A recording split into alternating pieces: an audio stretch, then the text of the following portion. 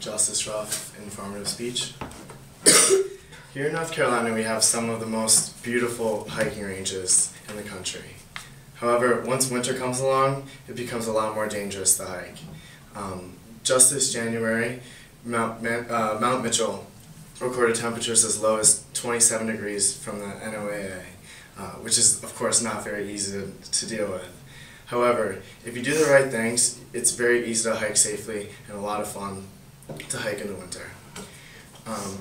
What you need to do is make sure that you're very prepared and know what to do in tough situations. Beginning with getting prepared, you need to begin with studying maps so you really know the area that you're hiking in, which means knowing the trails, knowing the environment, and of course knowing the weather. REI recommends that you use resources like the National Weather Service or the NOAA to research exactly what the weather conditions are going to be. And if you're hiking in more treacherous areas, you can use avalanche.org, which details different types of situations where you might find yourself in an avalanche range and how you can handle yourself when you're in them. Another thing to be cognizant of is in the winter, the days are shorter. So you're going to have to start earlier and end earlier too.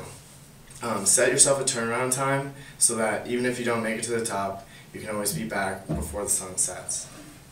Another key part of being prepared is making sure that you're wearing the right gear. Backpacker.net uses the phrase "cotton kills," which means that when you're out in the wilderness and you get wet, if you're wearing cotton, it loses all of its insulation purposes, and it actually can help speed up hypothermia. So what they recommend at the Matador Network is to dress like an onion, which means that you use layers. REI details these layers as a base, a middle, and a shell. Your base layer is going to be more of a synthetic material or wool, which helps wick away perspiration and keep you dry. Your middle layer is going to be your insulating layer, which is like a fleece or a down jacket, which is really going to keep you warm. And then your outer shell is going to protect you from the elements like wind and rain, but also be breathable so that when you perspire, your moisture can exit your jacket.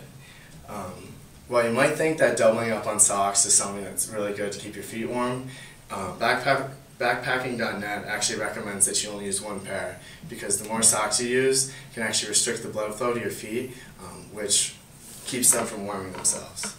Of course, to deal with snow and ice, you want to use things like snowshoes and crampons, as well as gaiters, which prevent snow from getting inside your boot or getting inside of your snow pants.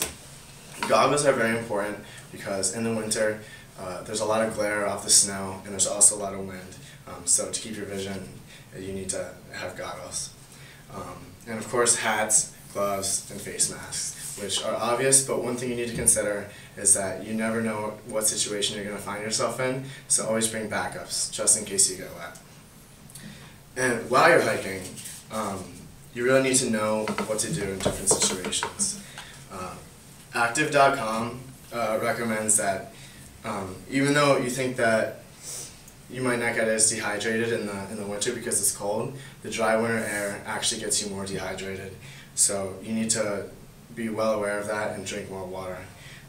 The National Holistic Health Examiner recommends that for each day hike you bring about 4 liters of water.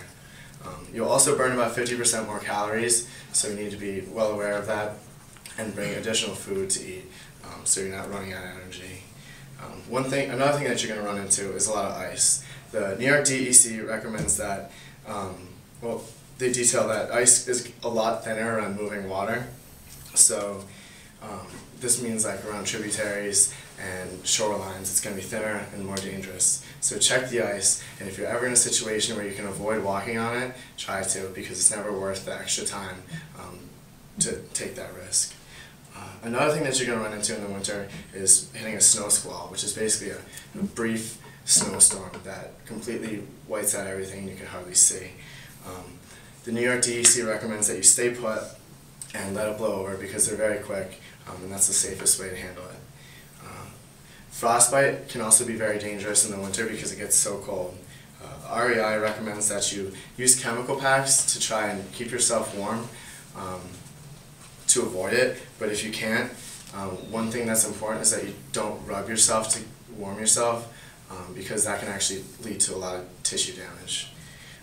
Hiking in the winter, while it presents a lot more dangers, can actually be safely achieved if you do the right things, like being prepared and knowing what to do in tough situations. If you're well prepared, then you can really get out and enjoy the winter elements like nature intended you to. Thanks.